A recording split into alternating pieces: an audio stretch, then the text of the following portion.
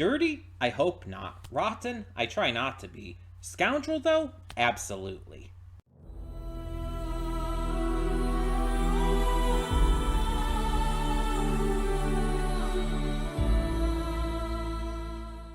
Hey everyone, welcome to Princess Gay. I'm your host Connie, and today we are here with my blind reaction to Dirty Rotten Scoundrels. This is a donation reward for Venom, no surprise. And what is a surprise to you might be that this is a movie that I have always wanted to check out. I have never gotten the opportunity due to a lot of the time just my procrastination. But I've always wanted to check it out. And it's one of those movies that I always kind of forget about too. It's just not something I think about most of the time. But then anytime I hear someone like bring it up or I hear about it online somewhere, it's like, oh yeah, that movie. I still need to check that out sometime. And then I just never do. So when you requested this Venom as a donation reward, like when I saw this on the list, I'm like, oh yeah, hey, now I can finally see it. I was kind of excited about that because it's like I got reminded of its existence, and I got to like realize that, oh, I'm finally gonna actually get to see this. So why am I so excited about this? I don't know. That's the next twist here. I have no clue why I have wanted to see this so much. I know Steve Martin is in it, and that might have something to do with it because I've always liked Steve Martin. Maybe my original interest in this from all the way back when I first, I guess, started wanting to see this. Maybe it kind of stems from that because there was a time where I was like really into Steve Martin movies, whether it be Planes, Trains, and Automobiles or Little Shop of Horrors or what have you. But it's just one of those cases where it's like, I'm not 100% sure where this fascination in seeing this came from. It might be that, it might be something else, I don't know. But I've wanted to see this, and so I'm excited to see it. So yeah, I don't really know anything about this other than the fact that it's a Steve Martin movie, which makes it more interesting that I want to see it so much.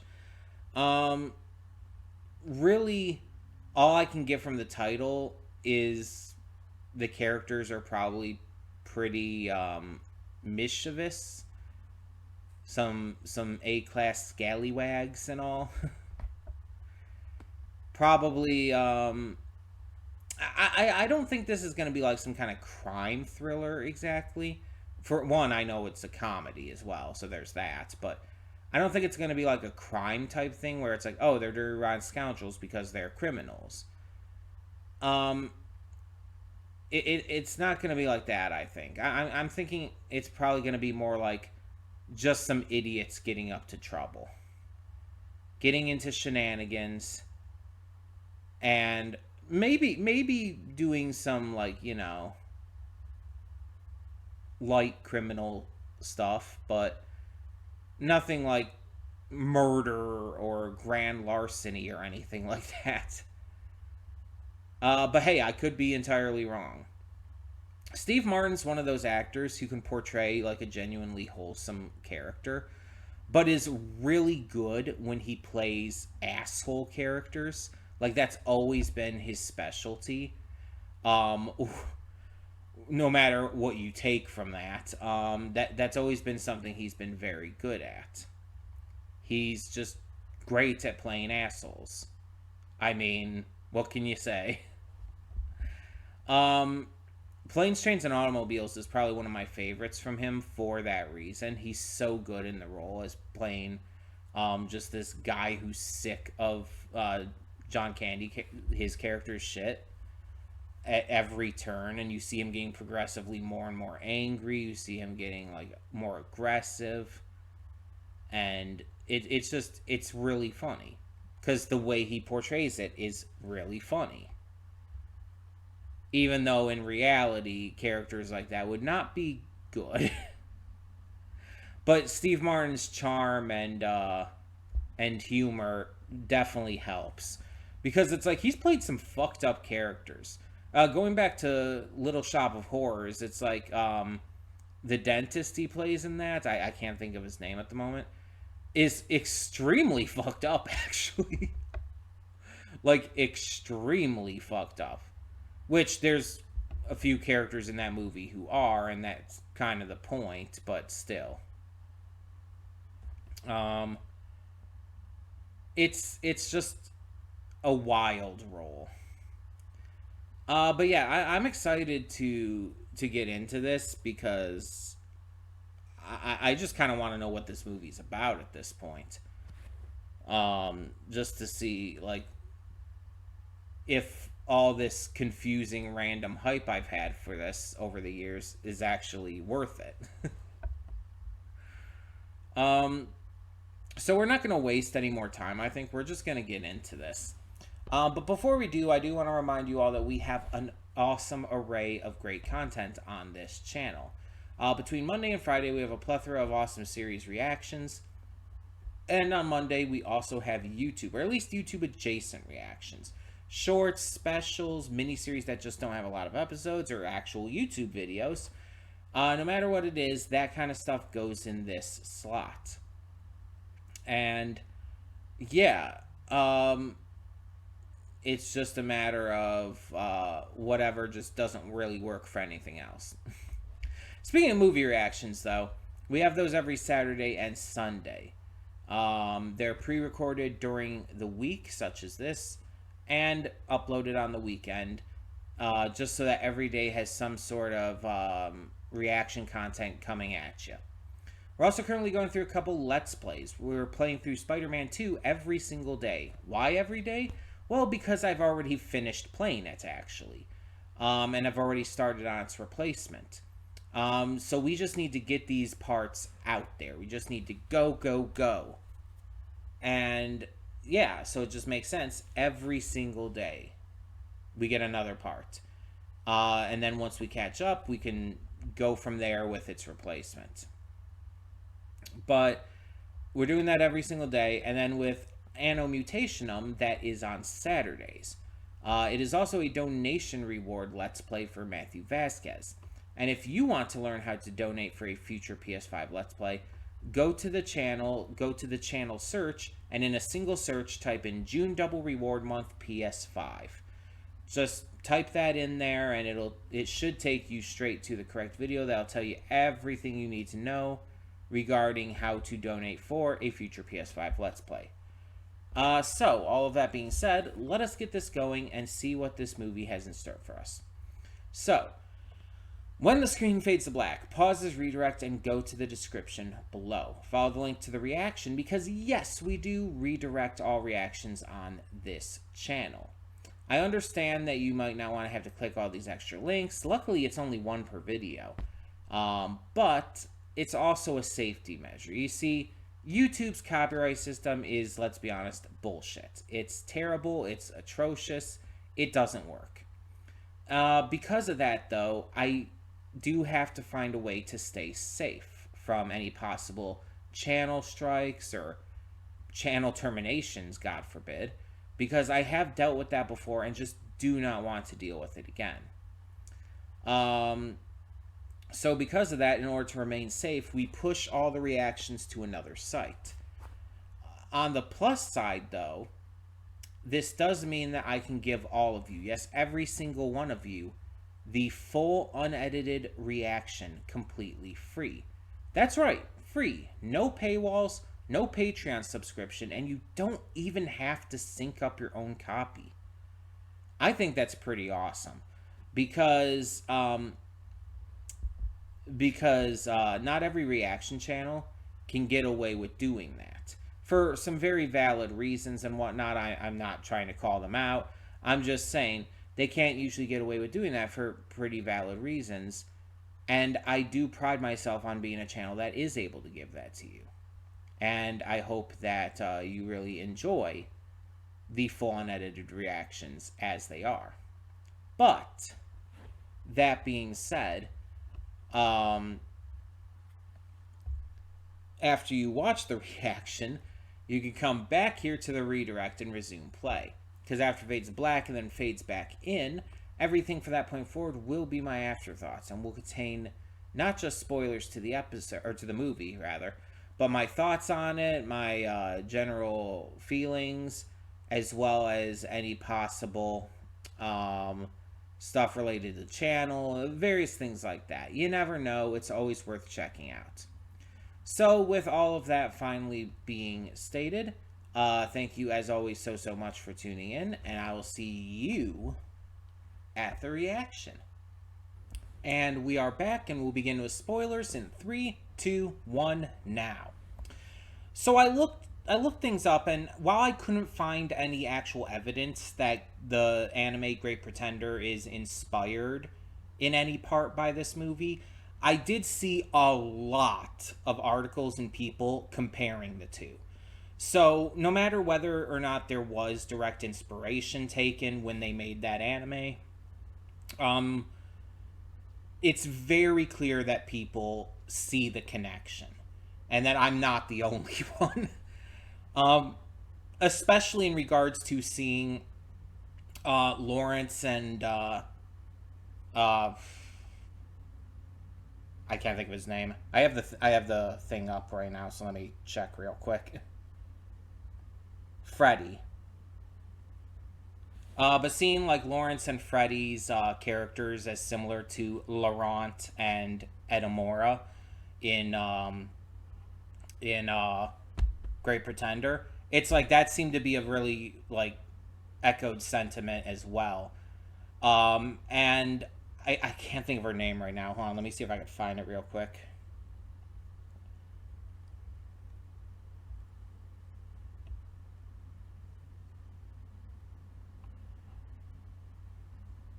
Paula. Um, there's this character in Great Pretender named Paula, who's one of the crew of the series, one of the con crew. And when we first meet her, we don't know that she's a confidence woman as well. And she's actually Laurent knows, but Edamora doesn't. But we as viewers don't even know. And so we see like her like pretending to be like FBI or whatnot, and then when the reveal finally happens, I think it's the end of the first case.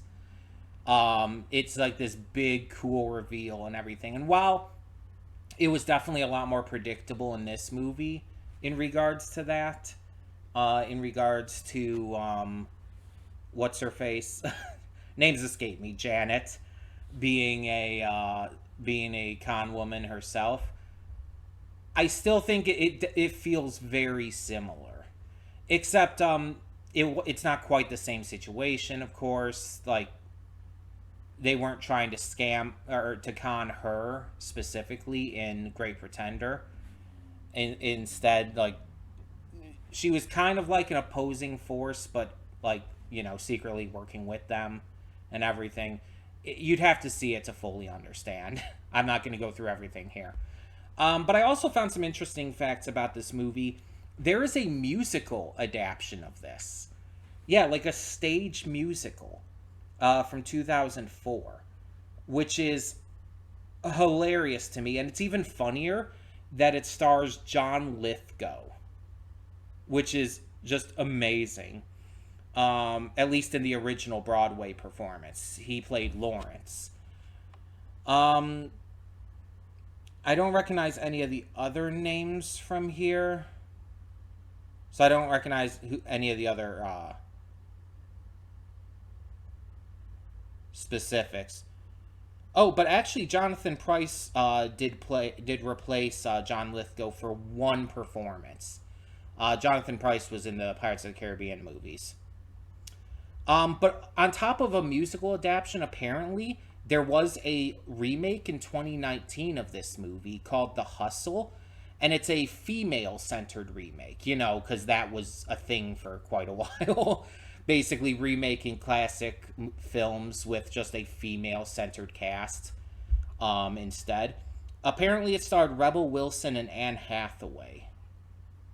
as the two main con women in that case. So that's pretty interesting in and of itself. But yeah, so outside of just the, comparisons I was making with Great Pretender and everything, like, this was just a really fun movie. This was, it was charming, it was suave, it was funny. It's like Michael Caine and Steve Martin were both at the top of their game.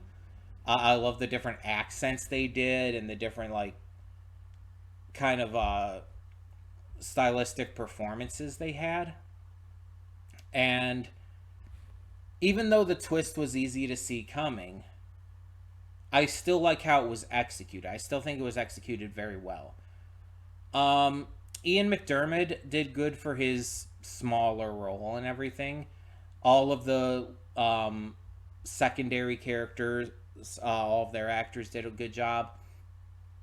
But the stars definitely shined the most. The main three, because it's like even though like the vast majority of the time on screen, like you're thinking Janet is like, or at least you're supposed to be thinking Janet is like this innocent, naive victim. It's like she's still performing the role excellently. I kind of wonder, like for other people watching this, how quickly did they discover, or did they just put together that she was, a con woman herself?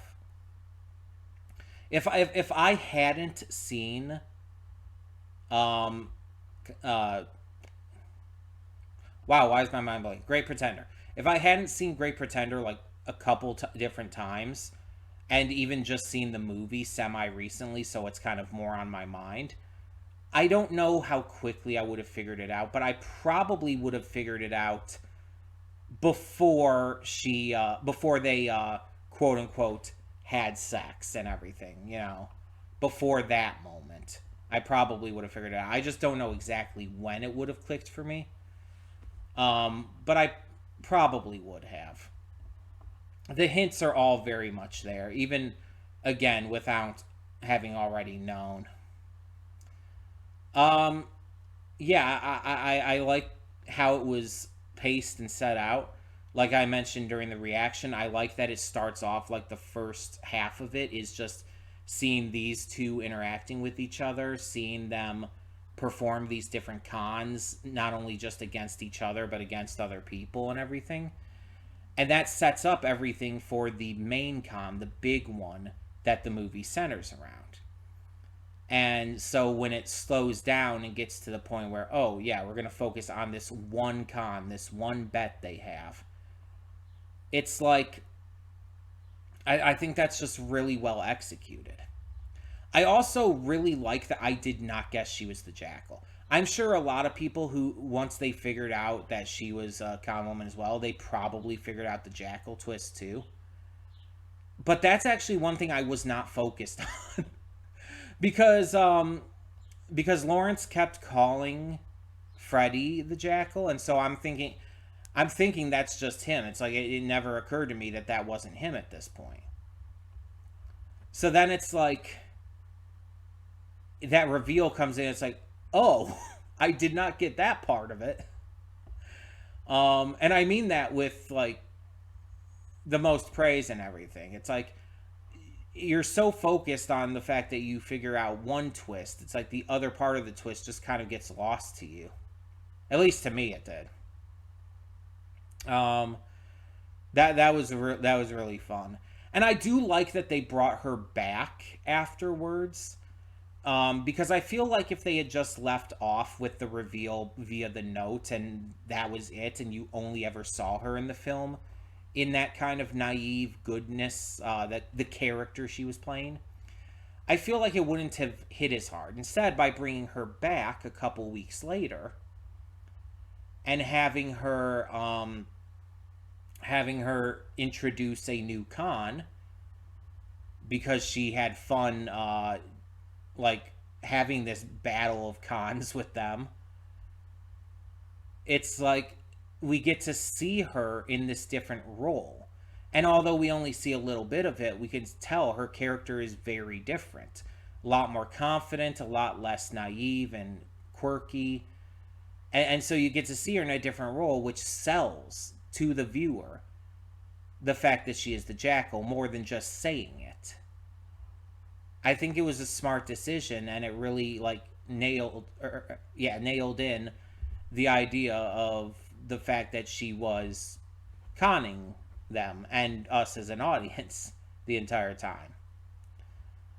Um, and I like the fact that it ends on that satisfying note because like there's a certain level of respect that the two guys have gained for her, even if Freddie's a little more irritated by it than Lawrence is. And they they in the end go with the plan and work with it in order to just keep this going.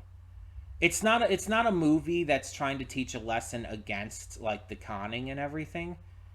It doesn't try to like be like, "Oh, that's bad. These characters learn a lesson and they stop doing that." No.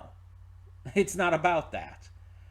Instead, it kind of tells you like fairly early on, I believe, that and no, it wasn't like super fair. It was maybe like halfway through. But Lawrence basically spells out, it's like, I don't do this towards any. Actually, maybe it was a little later than I'm thinking. Yeah, I'm thinking it's more like 3/4 of the way through. But either way, Lawrence is like telling Freddy, it's like I only go after these rich people. Um, I'm not taking advantage of the poor. I'm not taking advantage of those who don't have a lot. And he's like making a point out of like I'm not going to just take advantage of a random person. When I'm doing this, I'm going after the people who are rich and corrupt and who deserve to get knocked down a peg. And again, very much reminds me of what the fuck is wrong with my mind today? It's like I keep forgetting over and over again. Great Pretender. But it very much reminds me of that because in Great Pretender, that was their thing as well. They went after the rich, the elite, the corrupt. They didn't go after like just random innocent people. In fact, there's kind of a point made about the fact that that's kind of what Edamora starts off doing, and through working with Laurent and the others, he kind of gets past that point and starts working with them in their jobs to take down these rich, snooty, corrupt people. That's kind of a big idea in the series, and so I very much get those vibes here as well with the same thing, with the fact that that is the focus, that is the target, especially with Lawrence. And the comparison of having Lawrence be compared to Laurent, and Freddy compared to Edamora also kind of goes in with that, because Lawrence is the one who's more against that for sure, and Laurent is the one who would be against going after just random citizens in Great Pretender. While Edamora, like I said, is the one who was doing that at first, and you see Freddy just kind of doesn't mind doing that at first either. It's a really fun concept that's executed well, acted well, and just really, really engaging the entire way through. It has a satisfying conclusion, especially when you already can guess what's going to happen and you just end up being proven right. That's super satisfying. And it's just one of those movies that it's like, this is just absolutely my kind of thing. It just is. And again, the actors were definitely part of that. They were just the right choices for this. Um, Especially for specifically their roles.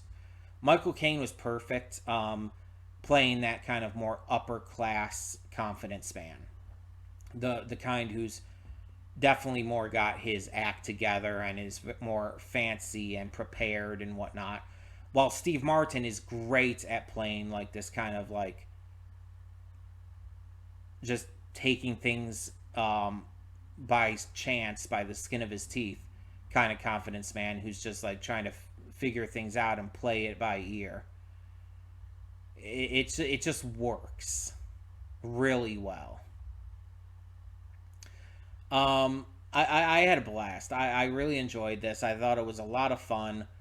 I'm just really happy to have seen a movie that's also just so similar to Great Pretender, and it just kind of gives me that fix while I wait for a hopeful season two of that series, which probably isn't going to happen. But you know, I gotta have hope, man. I gotta have hope. We got an awesome season. We got an awesome movie. I want a second season so bad. But all of that being said, tell me in the comments below, what did you think of Dirty Rotten Scoundrels? What did you think of the performances? How soon would you have guessed the twist? Obviously, I was talking about it throughout the entire throughout the entire movie, pretty much. Well, not the entire movie, but a good amount of it. I was talking about it, so I kind of like spoiled the twist there if you have been watching for the first time and everything yourself. Sorry about that, but um, yeah. Did you guess the thing about the jackal? There's that. Let me know your thoughts down below. And before we close this out, just as one last reminder, I do want to remind you all that we got a lot of great content to check out on the channel. Between Monday and Friday, we have a plethora of awesome series reactions, and on Monday, we also have YouTube, or at least YouTube adjacent reactions, anything that doesn't quite fit in to a normal series or movie one. And speaking of movie reactions, we have those every Saturday and Sunday, just like this movie that you just watched this reaction to. Um, I pre-record them during the week and upload them on the weekend, so that every day has some sort of reaction content going on for it. We also have a couple Let's Plays currently going on the channel. We have Spider-Man 2 being posted every single day because I got to get caught up. I already finished recording it. I've started recording its replacement. We got to get those parts out there. And in order to do that, we kind of need to upgrade it to every day. It just makes sense. But we also are playing through Anno Mutationum on Saturdays. This is a donation reward Let's Play for Matthew Vasquez. If you want to know how to donate for a future PS5 Let's Play, go to the channel. Go to the channel search, and all in one search, type in June Double Reward Month PS5. It should take you to the correct video that you need. That'll tell you everything you need to know and how to donate for a future PS5 Let's Play. But all of that being said, thank you as always so much for tuning in. And for now, I'm Connie and I'm signing off. See y'all next time.